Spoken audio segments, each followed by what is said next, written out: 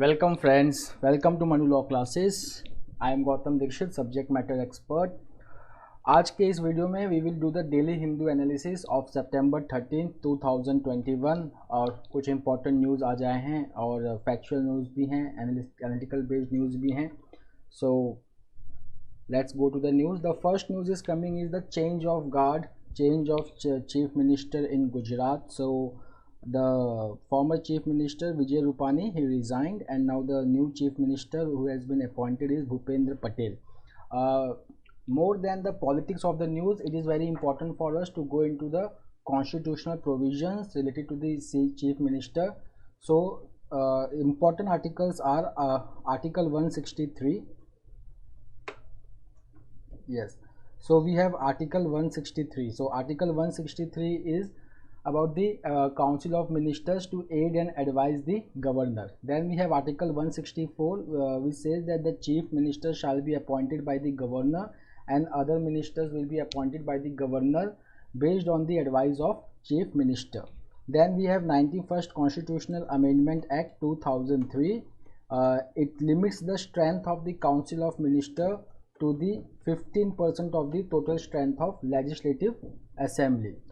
And again there is one provision in article 164 that if any person is appointed as the minister including chief minister, so he has to become the member of the legislature within 6 months.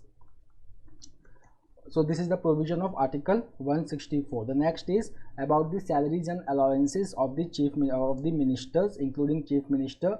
So salaries and allowances are to be determined by the legislature of the state. Now Bhupendra Patel. So Bhupendra Patel is from the dominant Patidar caste in Gujarat.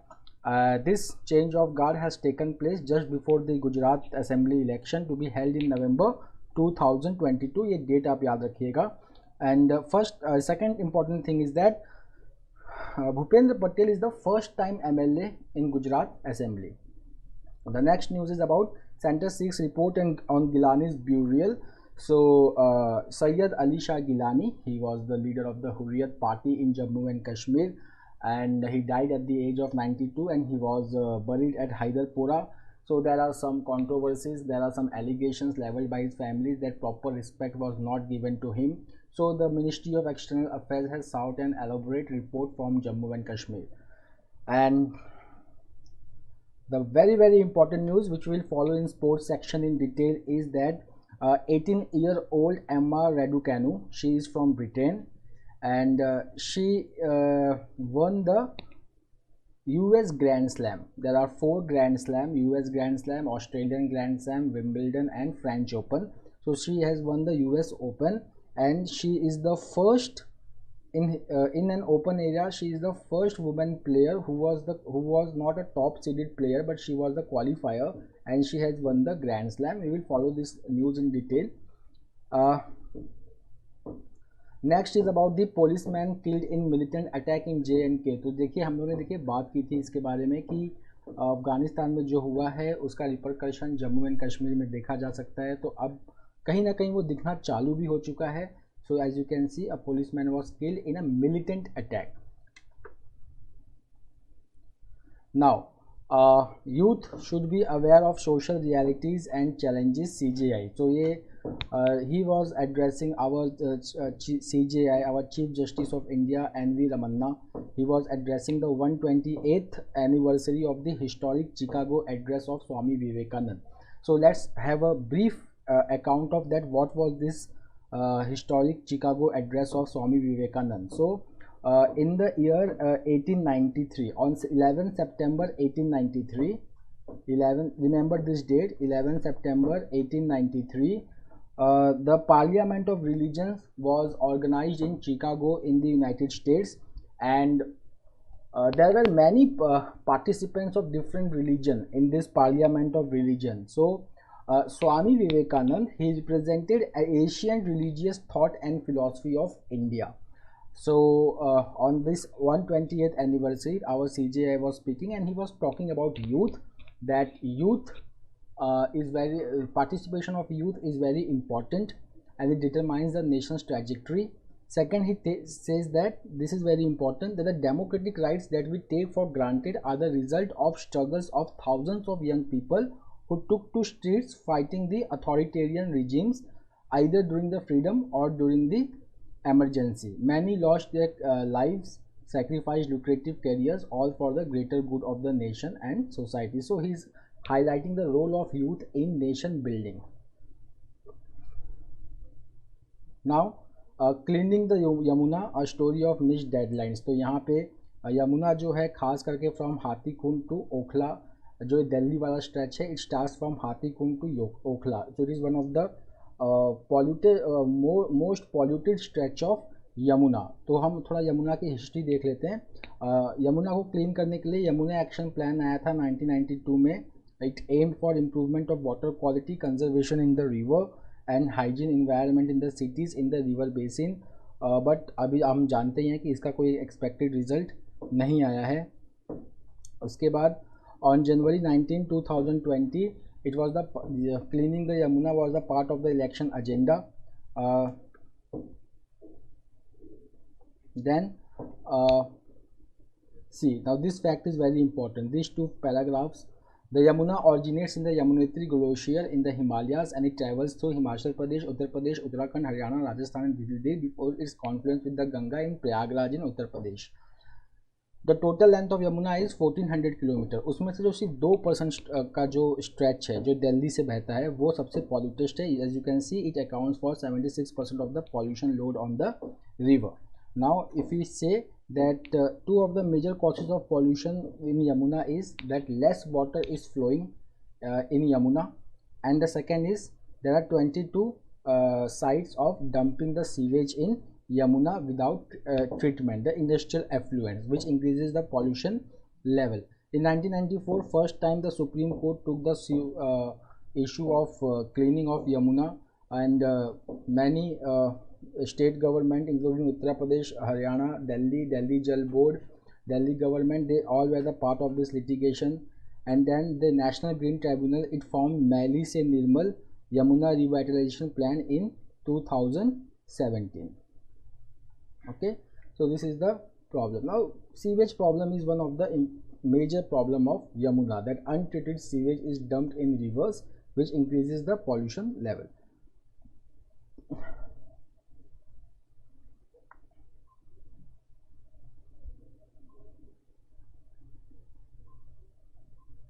We will come to editorial at last, as we know. Now coming to LCA Mark II to roll out next year first flight in 2023. तो LCA का full form क्या होता है? Light combat aircraft. ये MK2 की बात होती है. इसका जो कॉन्फ़िगरेशन है उसको फ्रीज किया जा चुका है. फ्रीज किया जा चुका है मतलब कि अब वो फाइनलाइज हो चुका है, and now there will be the manufacturing of this. Okay, and for the 5th generation advanced medium combat aircraft has been frozen and preliminary design completed, उसका भी हो चुका है. ओके, नाउ इसमें जो कुछ एनहांस्ड फीचर्स हैं वो देख लीजिए. The aircraft features enhanced range and endurance including an on board oxygen generating system which is being integrated for the first time with the aircraft. Now let's come with this paragraph which is important, that the defence ministry signed rupees. देखिए कभी कभी CLAT में ऐसे questions आते हैं कि government ने किसी भी चीज़ के लिए क्या अप्रोच किया था. तो मान लीजिए कि कभी क्वेश्चन आ गया इसके ऊपर, so they can ask you. So see this figures are very important, that the defense ministry signed a rupees 48,000 crore deal with Hindustan Aeronautics Limited, which is located in Bangalore, to supply 83 light combat aircraft MK1 to the Indian Air Force. Then in August, the HAL, Hindustan Aeronautical Limited, signed a $716 million deal with JE Aviation of US for 99 F404 aircraft engine and support to power the MK1A. Now what is the difference between MK1A and MK2? So see, the MK2 will be powered by a more powerful GE414 engine. Now coming to the Indian Air Force. So the Indian Air Force has one squadron of LCA in initial operational clearance, and deliveries of the second squadron is in final stage.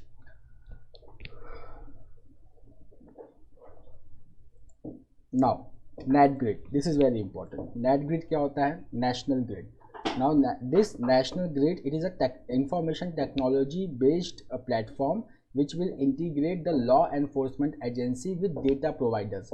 अब data providers कौन होते हैं? Data providers जैसे कि banks, SEBI, airport, sorry airlines, railways, telecommunication, क्योंकि देखिए कोई भी टेरर अटैक होता है तो उनकी एक लॉजिस्टिक होती है, उनका एक फाइनेंशियल ट्रांजैक्शन होता है, वो कम्युनिकेट करते हैं फ़ोन पे, तो ये सारे डेटास किसी भी साइबर टेररिज्म को रोकने के लिए बहुत ज़रूरी होता है।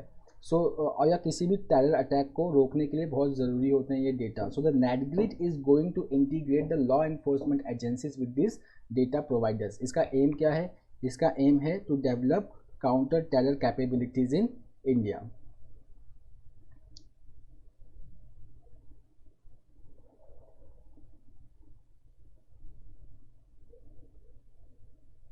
Now NCLAT, ITAT get new members। तो जैसे कि हम जानते हैं कि supreme court was already flagging the concerns of vacancies in various tribunals. Now the government of India has appointed 31 people as judicial, technical and accountant members at National Company Law Tribunal and Income Tax Appellate Tribunal. Okay, so these are important. Now NCW, National Commission slams Mumbai police over Mumbai rape. So Sakinaka is an area in Mumbai where a rape has taken place, and there has unfortunately there has been insensitive comment from the Mumbai Police Commissioner Hemant Nagarale, which has been slammed by National Commission for Women. And one important thing is that Maharashtra, see over here it is written that in Maharashtra state there is no state women's commission. Now coming to National Commission Women, National Commission for Women is established under the National Commission for Women Act 1990. It was established in the year 1992. The incumbent chairman of National Commission for Women is Rekha Sharma.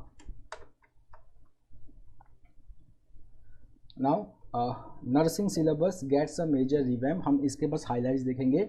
BSc nursing का एक course होता है जो 1947 से revise नहीं किया गया था, बट अब उसका जो सिलेबस है उसको रिवाइज किया जा चुका है। Some important are that medical ethics has been introduce for the first time. Then second is the new system adopts a credit based semester pattern with more emphasis on acquiring competency in each area of study. Then third is forensic nursing and nursing informatics have been introduced in the syllabus. एक इसका shortcoming है, वो क्या है? That the revised curriculum does not include disability rights as well as disability competencies. Now this is important. NEERI, what is the full form of NEERI? National Environmental Engineering Research Institute. इसने एक saline gargle RT-PCR technique develop किया था for testing the COVID-19 virus. Now see what is the advantage of the saline gargle RT-PCR technology. It is simple, fast, cost effective, patient friendly and comfortable, as well as it provides instant test results and is well suited for rural and tribal areas where there is minimum infrastructure. Now NEERI comes under the institute under the Council for Scientific and Industrial Research. So the saline gargle RT-PCR test methodology which was developed by NEERI, now it has been transferred to Micro, Small and Medium Enterprise Ministry for the commercialization of this technique. So this is important. Now who is the incumbent MSME minister? Shri Narayan Rane is the incumbent MSME minister. Now over here we have done this news. So FBI releases document on 9/11 attacks. So जो भी attacks के बाद जो भी investigation FBI ने किया था वो secrets होते हैं, state secrets होते हैं, उन्हें public domain में reveal नहीं किया जाता. But on the occasion of 20th anniversary of 9/11 attacks on the World Trade Center in New York, this certain investigations carried out by FBI, that document 16-page document has been released. That 16-page document suggests that some officials in Saudi Arabia, they had links with this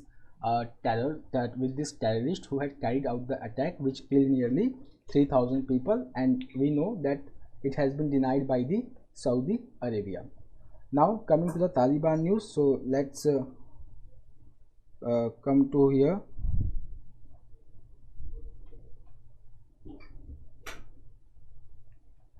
Taliban women can study in gender segregated universities. अब यहाँ पे सबसे पहला चीज़ ये है कि पहले ये जान लीजिए कि एजुकेशन मिनिस्टर कौन है।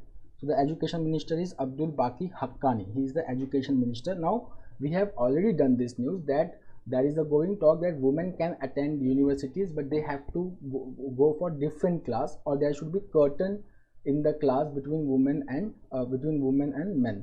And second, the Taliban is preferring that women should be taught by women only, and if the women are not available, then there are alternatives like senior faculties, old age faculties, they can teach the women.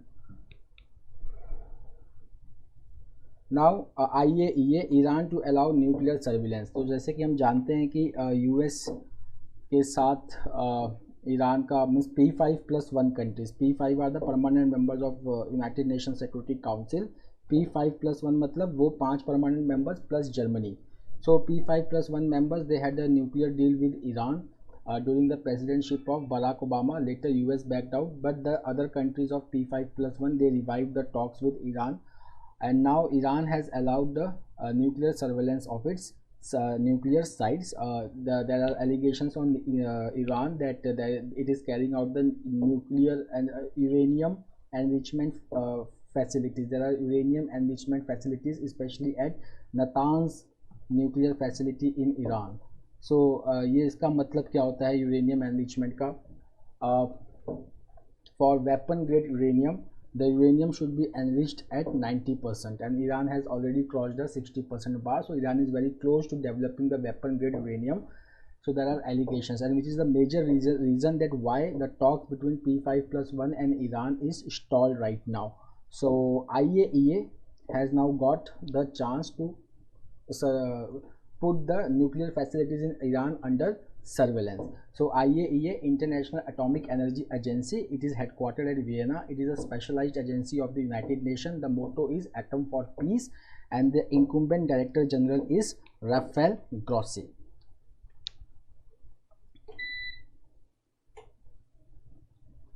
Now the next news is about the Norway. So we will see that Norway is the country which relies mainly on hydropower and electric cars. But if we will see that the oil and the oil production which is taking place in the North Sea in Norway, it accounts for 40% of its export and 5% of its employment. Now this thing has taken a political color. Now there is election coming in Norway, and now there are issues related to it, that some parties are suggesting that Norway should discontinue, Norway should not give further license for exploring oil in the North Sea, and Norway should become totally a green country. And there are certain parties which says that Norway may not use the oil, but it is necessary for export to earn the revenue.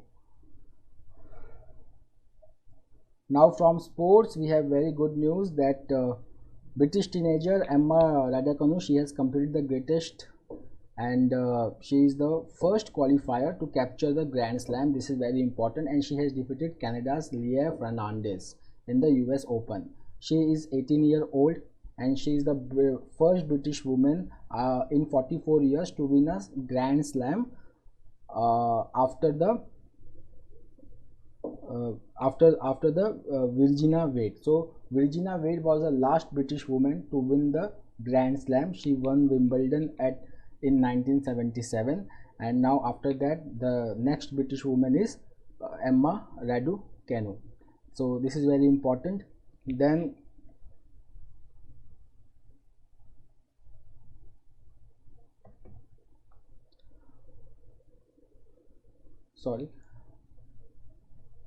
now after this tournament was also very important, because after 1999 US Open, which saw the match between Martina Hingis, who was 18-year-old, and the winner 17-year-old Serena Williams, and which was won by Serena Williams. But now here also the match was between two youngsters. So it was Emma Raducanu and then Leila Fernandez. Now see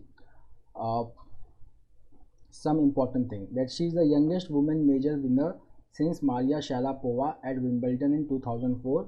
She is the lowest ranked player to win the US Open since an unranked Clijsters triumphed in 2009. She is the first British woman to win the US Open since Virginia Wade, and the country's first woman major winner since Wade, okay, since 1977. So these are some of the important information about her. Then Australian Daniel Ricciardo, he won the Italian Grand Prix. This is the one-liner news important. Now we will move to editorials.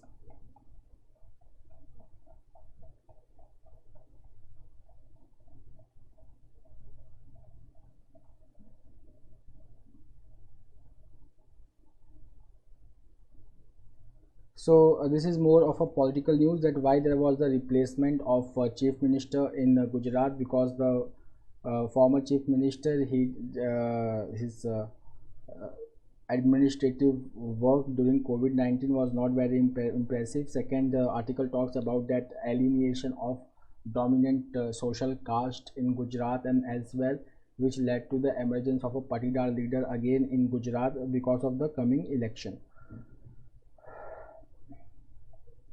Now, a global war on terror with no tangible result. So this article talks about that the US went to war against Taliban, and after 20 years again the Taliban is in the power, and that there is a change in the US policy, saying like a good terrorist and bad terrorist. Now US is saying that Taliban is the good terrorist, and Islamic State of Khorasan is the bad terrorist, and this has really worried the allies of the United States, especially India, Ukraine, and other countries, and they are like worried that US can leave any country in between.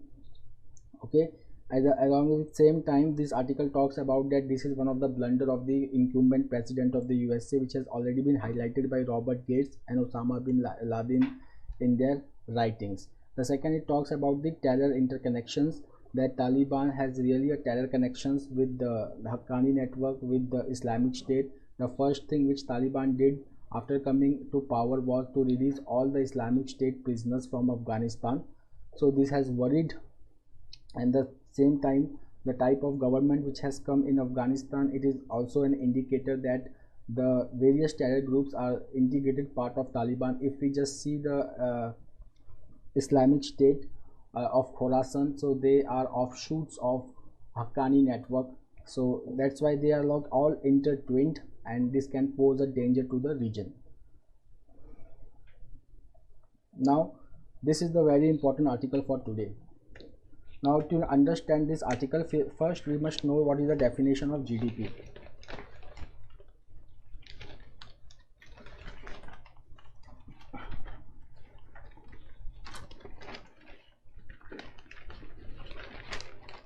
Now the definition of GDP is, if I just write it simply, so GDP is consumption plus investment plus government expenditure plus export minus import. So consumption, this is private consumption, private investment, government consumption, and export minus import. In that, we are right now concerned with the consumption, private consumption, and we are concerned with government consumption expenditure. These two are the major drivers of the GDP today. But now if we see the data which has come by the National Statistical Organization, so India's GDP for quarter one matlab April, May, June. So quarter one for 2021-22 was released by National Statistical Organization, and it says that the real GDP growth at 20.1% in the quarter one of 2021-22, and there was 24.4% contraction last year. So here also what we have already discussed is the base effect, that the base is so low, so the marginal increase in GDP will be very big. So if you read the article, now see, here the authors are writing, which will clarify what is called as impact of base effect, that even with this high growth, means 20.1% may look very high growth. So even with this high growth, the magnitude of real GDP fell short of the corresponding level in 2019-20 by a margin of rupees 3.3 lakh crore. So a growth rate of, at least we required a growth rate of 32.3% to achieve the GDP level of pre-pandemic level.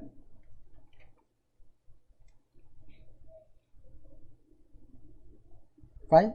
Now authors they go on saying that if we want to achieve the growth of 9.5% in this year as forecasted by Reserve Bank of India and International Monetary Fund, then the remaining 3 quarters the India should grow at an average of 6.8% to achieve that target. Now let's come to the private consumption expenditure. Private final consumption expenditure मतलब government दो players होते हैं economy में, एक government एक private. Now what is the consumption expenditure of the private sector? So if we see the private final consumption expenditure in last 3 years, their share was 56.5%, and in the quarter 1 of 2021-22 they grew by 19.3%, which is marginally below the overall GDP growth.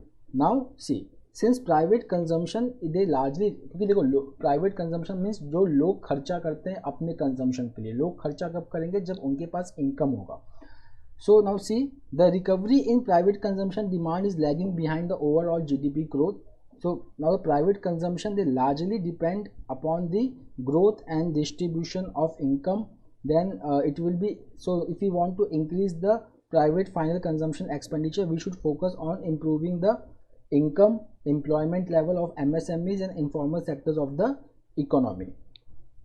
Now the output side, if you will see, so the performance of the economy when they are viewed from the output side, that is largely a reflection of adverse impact of COVID-19 because of the underperformance of certain service sectors such as trade, transport and storage.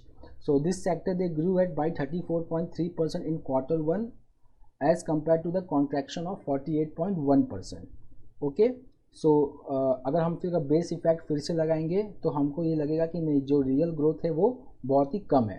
But overall दो the service sector has perform very badly, but agricultural sector is growing. Last year the growth was 3.6%. Now this year the growth is 4.5%. Now agriculture is doing good. Now what are the other sectors where we need to focus? So see, we need to focus in manufacturing and service sectors, especially trade and transport. Then construction, electricity, gas, water supply, they have already started showing a recovery. So we need to focus on the other sectors, trade, transport and manufacturing. Now coming to the government final consumption expenditure. Now we already know that the GST buoyancy has increased, the gross tax revenue of the center has increased, but the consumption expenditure of the government has not increased. So there is the need to increase the government expenditure, government final consumption expenditure, to boost the economy. So that's all for today in the newspaper. We will meet tomorrow again with the Daily Hindu News analysis. Till then, take care. Thank you.